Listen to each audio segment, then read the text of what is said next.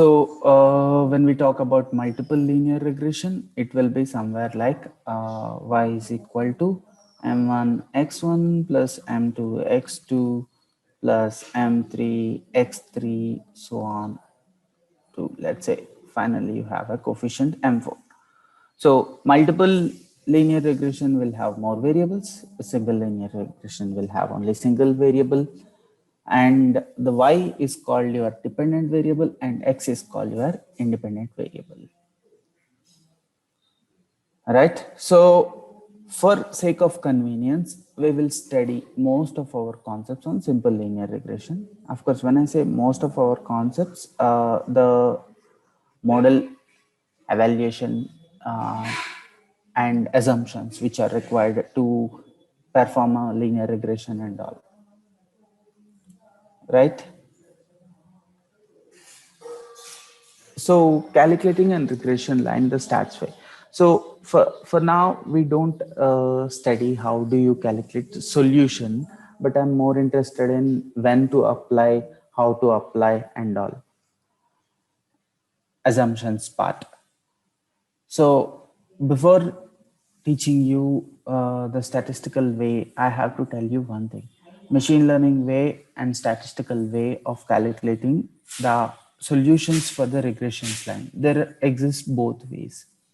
Technically speaking, for example, whenever you have a problem statement like this, and you have to get solutions for B and A, it is straightforward, easy process when you have multiple points. But when it comes to multiple linear regression, the problem of finding the correct coefficients m1, m2, m3, so on up to mn coefficients, such that this passes through all the points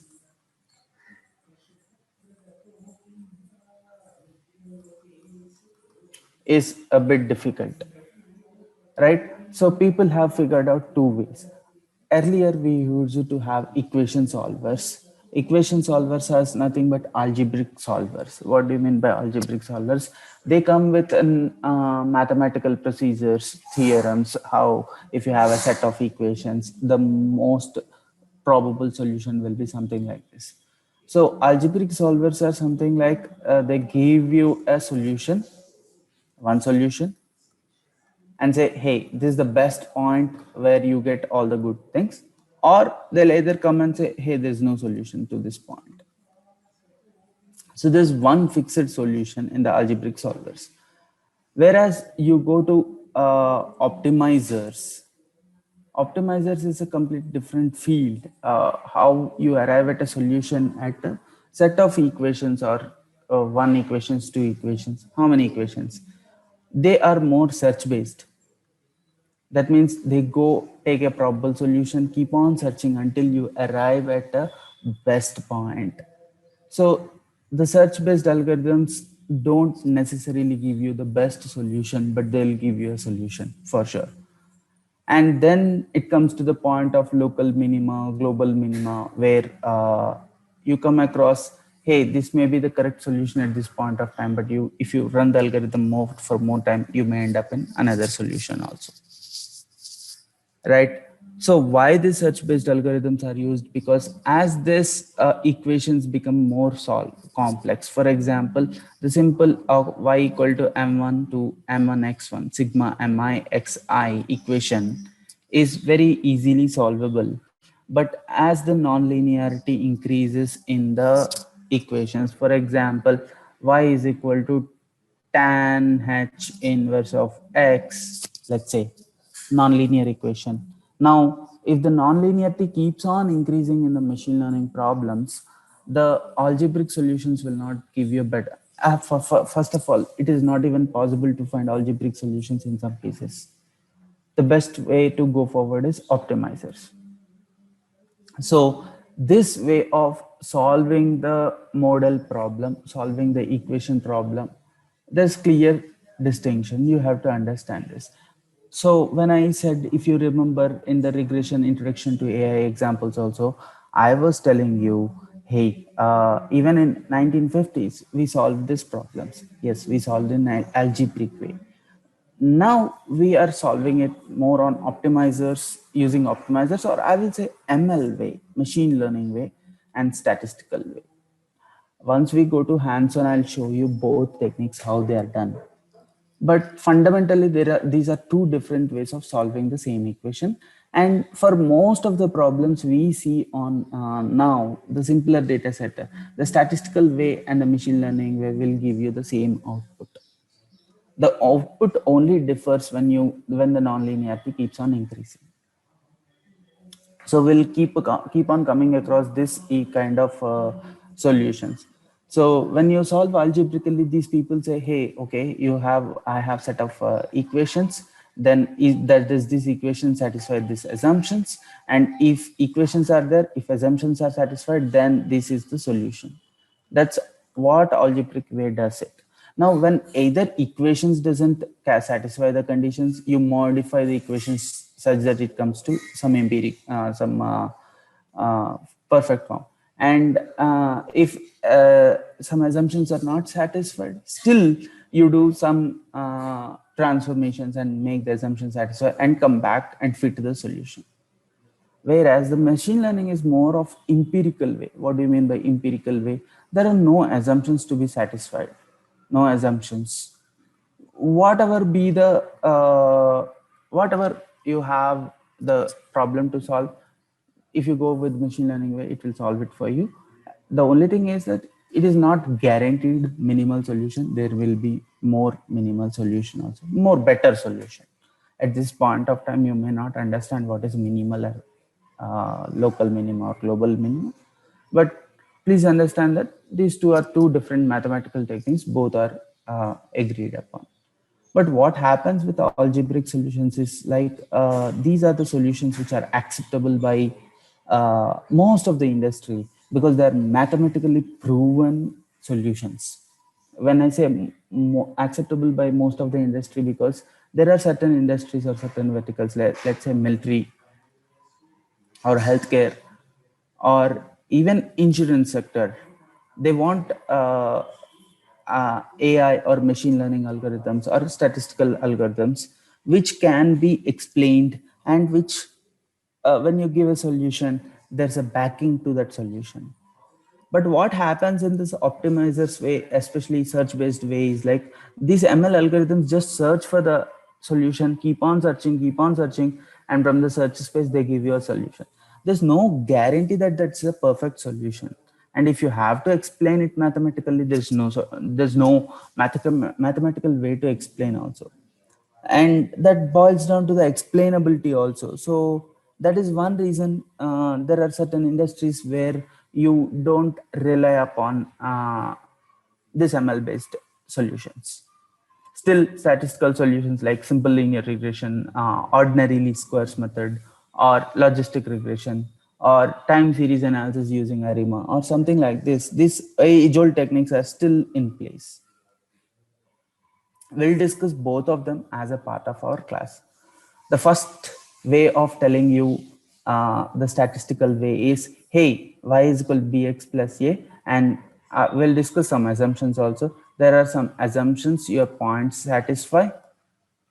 What is your data points? You have a data points of x and y. Let's say data set is given. What do you mean by data set? Some points are given and the equation is y equal to bx plus a. Your goal is to find what is b and what is a. So if you have b and a, that means you have a line, and in future some x comes to you, or some x is given to you, y is unknown and you can predict it. Let's say y is equal to 4.5x plus 9.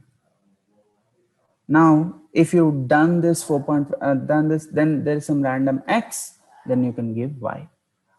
Or if I have to tell in your use cases perspective, price is equal to 4.5 times clicks on page that day plus 9. So now some user comes at 4 p.m. and all you need is clicks on that page for that particular day. By that day, by that time that user came, the number of clicks are like 40. So 4.5 into 40 plus 9, your price is shown as this. I mean, this is an oversimplified version of showing you the pricing, but it actually works like this only. There may be more variables,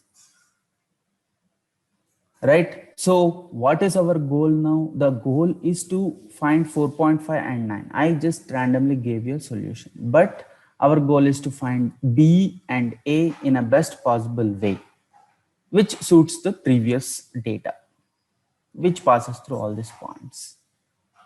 So how to get B and A? As I said, there are some assumptions to be satisfied. We'll study that assumptions. But for now, accept that, hey, A is equal to this and B is equal to this. This is the problem with algebraic solutions. They come up, of course, there is 2 pages, 3 pages derivation, how A and B came, but A is nothing but y bar minus bx bar. B is nothing but x minus x bar, y minus y bar by x minus x bar whole square. This looks like a covariance only, where x bar comma y bar is equal to mean of x comma y. Just note down everyone formulas for A and B.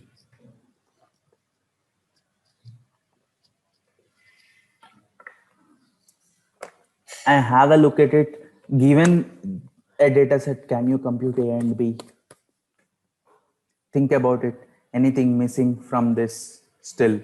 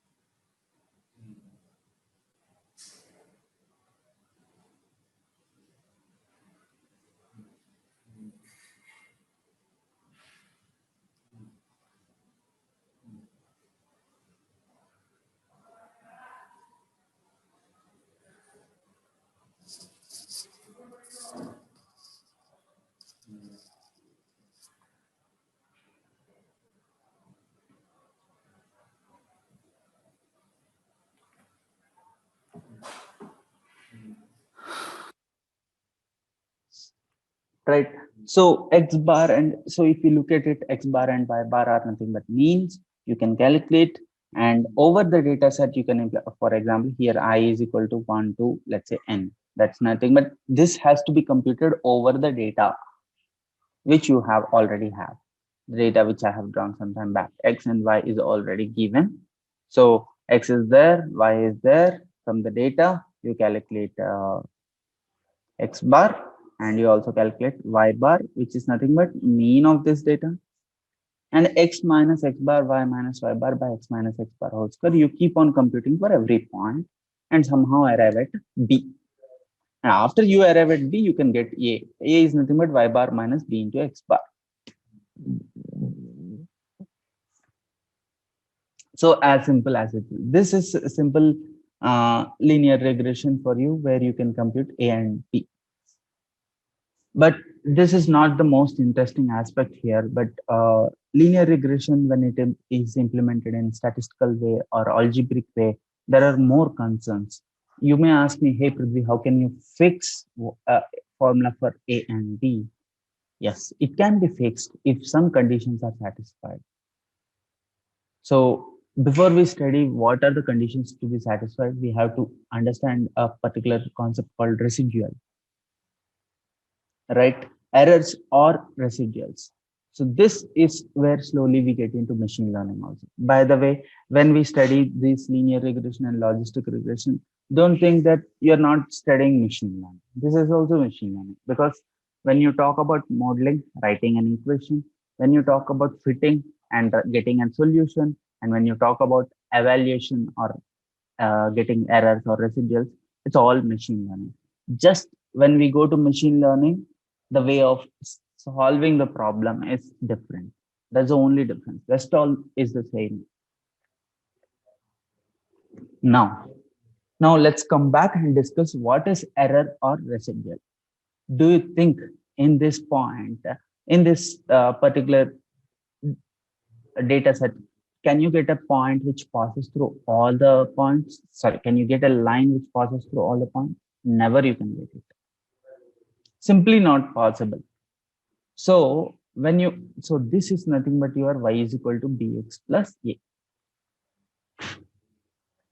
Now, when a line is formed, your actual point is here, but your predicted point will be here. What do you mean by predicted point? Right? So just give me a moment. I'll share the notes and I'll explain.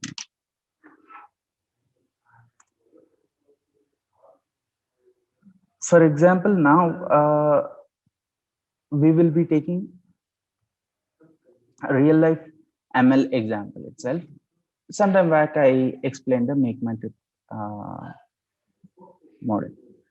Just give me a moment. Okay. So let's say I have clicks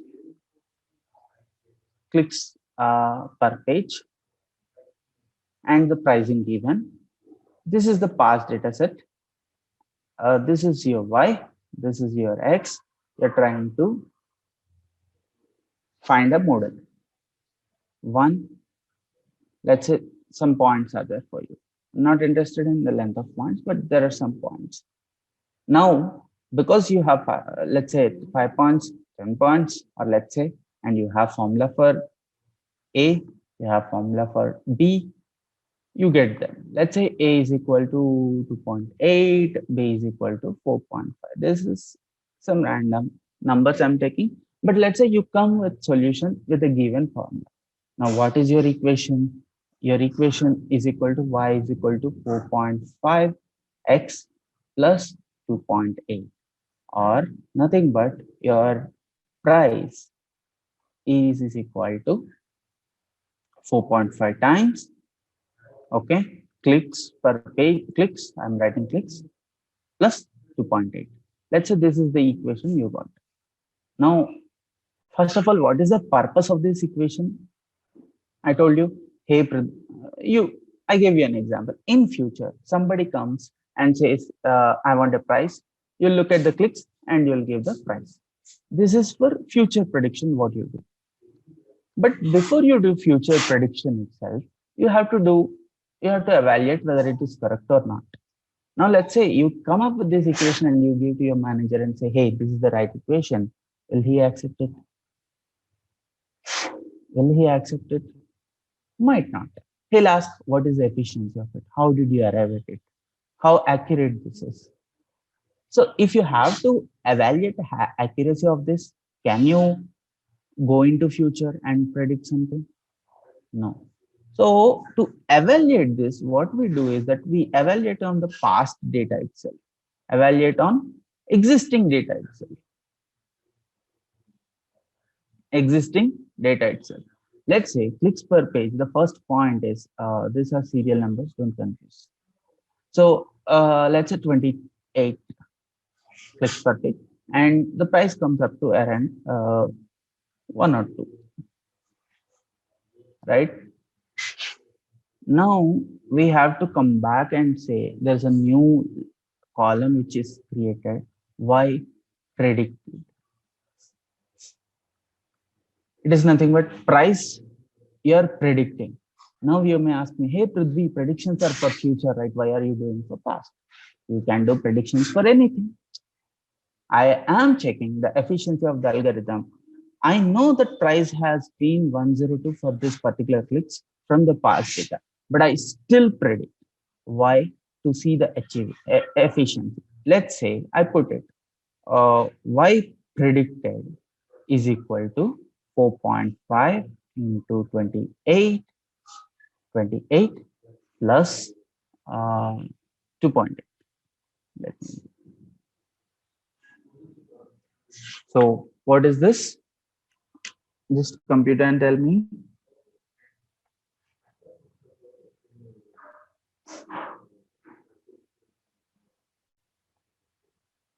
28 26 plus 2.8. I'm getting it as 128.8. 128.8. So I'm just putting 128.8. Right? So the difference of this, we call it as actual values or ground truth, what data says. This you call it as predicted values, 102 and 128.8. Now you may question me, hey Prithvi, you said this is an equation. You said A and B are given as a solutions from the same data. But when you use the same data, you're not able to get the same Y value. Why is this happens? I will show you the graphical way to prove this. See, the same data, okay, comes across and gives you a solution, but not every point will pass through it. There will be some error made, right? So this line will be shown clearly. I just maximized it. The point, the actual points are this black points, which are somewhere closer to the line. Never in your life regression line, you will find a line passing through all the points. You will only get a line closer to all the points, right? Now, when I say closer, you will ask me, how closer? How can I evaluate the closer? That's how residuals come into picture. This difference is called residual. The actual point is there, but when you put the x corresponding to the actual point in the equation and compute the y, you will get this y. To be precise, this is your y predicted. This is your y actual. So y actual never exists. Y actual and y predicted are never same. Okay, there's always a difference, most likely. If you understand this y actual and y predicted concept, half of the machine learning is understood. Everyone, are you able to visualize what's happening here? Okay.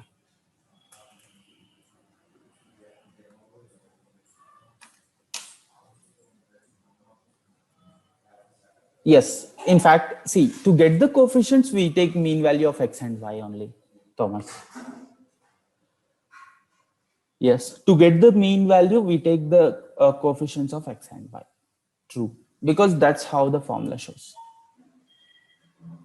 In the algebraic way of solving, yes, it is only solved with means of x bar and y bar only.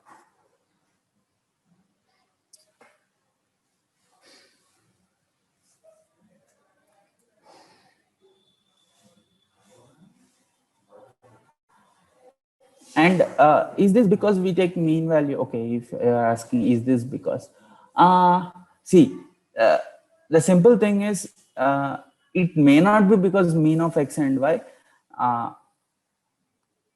Okay, mathematically it arises due to the same thing. Yes, because we're taking some mean, we're only taking an approximation.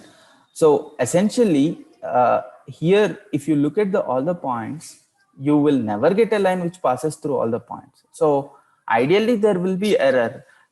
If the error is caused due to mean or mean taking the formula like that, yes, of course, you're approximating, trying to find a middle way.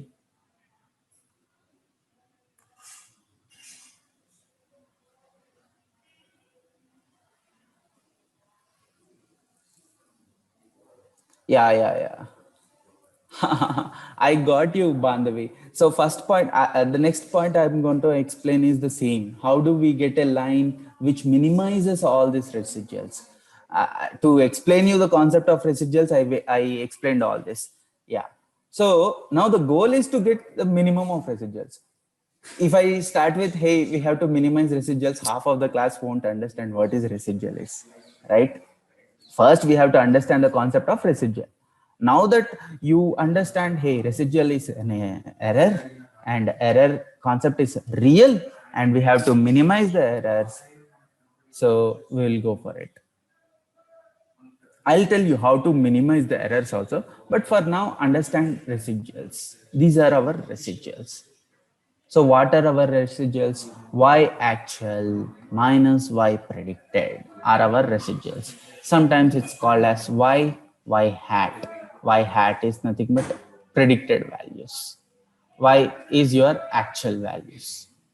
There is always a difference. So as long as this image you have to remember in your mind, and also this image, y actual, y predicted. How come y predicted is coming? Y predicted is coming from the equation which you said. Y actually is nothing. There is always a difference. If you remember these both things, then residual concepts are clear. Then we'll go forward now to minimize the errors or residuals. I have cleared it over this also. This slide is there in the class. Sorry, uploaded. Will be uploaded if it's not done yet. Just a moment. Mod or something we will come to a bit later. Yes, in fact, it should be taken as mod because error on either side is an error. But instead of mod, what we do is that first we do squaring. Mod is also a bit risky because we don't know positive error or negative error. What we do is like y minus y hat, it can be negative, it can be positive. It can be negative, it can be positive. Residuals can occur on both sides for now. But we square them so that when you are summating the error, you square them to avoid the errors. We'll come to that. We'll come to that. Morning, sugarcane juice.